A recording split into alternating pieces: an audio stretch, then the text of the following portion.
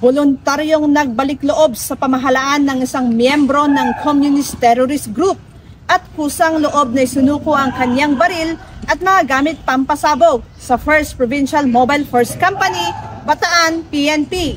Kinilala ang sumuko na si Calino, isang 63 anyos na magsasaka, may asawa at naninirahan sa Barangay Gabon, Abukay, Bataan.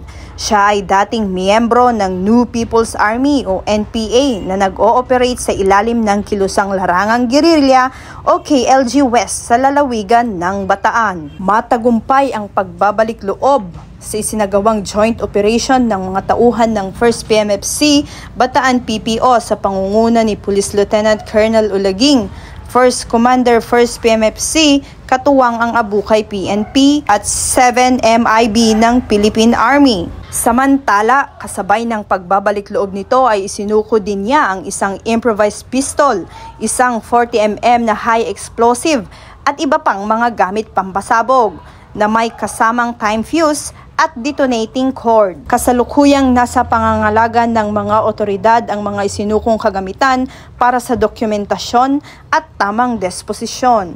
Samantala, may mensahe at nagbahagi naman si Police Lieutenant Colonel Ulaging ng kanilang mga aktibidad at pamamaraan sa paghikayat sa mga CTGs.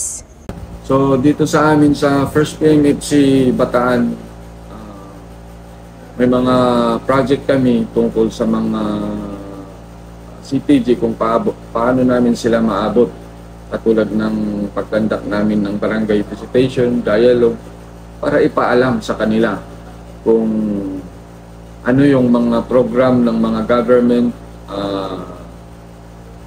na angkop sa kanilang para sa hanap buhay nila or sa future nila pag nagbalik loob sila sa pamahalaan. So katulad ng isa na ginagawa namin dito is yung pagtulong namin sa mga family or community na alam namin na affected ng communist, na sinusundo namin at tinutulungan upang makapagtinda sila ng paninda nila dito sa baba. So with that, naramdaman nila na ang government ay nakakatulong sa kanila. And then, yung nasabi ko kanina na dialogue para inform nga sila and yung family nila na regarding doon sa benefits na makukuha nila pag nagbalik loob sila sa pamahalaan natin.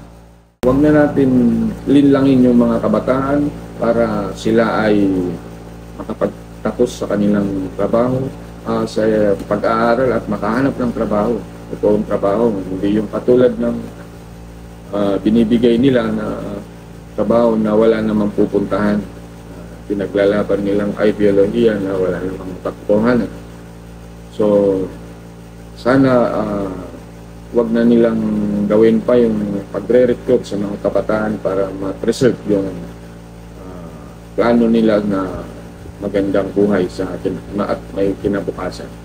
Sa ilalim ng programa ni Pangulong Marcos na naglalayong sugpuin ang insurhensya, ang pambansang pulisya sa pamumuno ni Chief PNP ay patuloy na hinihikayat ang mga natitira pang miyembro at taga-suporta ng Communist Terrorist Group na magbalik loob sa pamahalaan at samantalahin ng programa nitong ECLIP o Enhanced Comprehensive Local Integration Program na magkaisa tungo sa isang bagong Pilipinas. Mula dito sa Bataan, ako ang iyong PNN correspondent, Patrolwoman Mildred A. Tawagon, alagad ng batas, tagataguyod ng Balitang Pulis.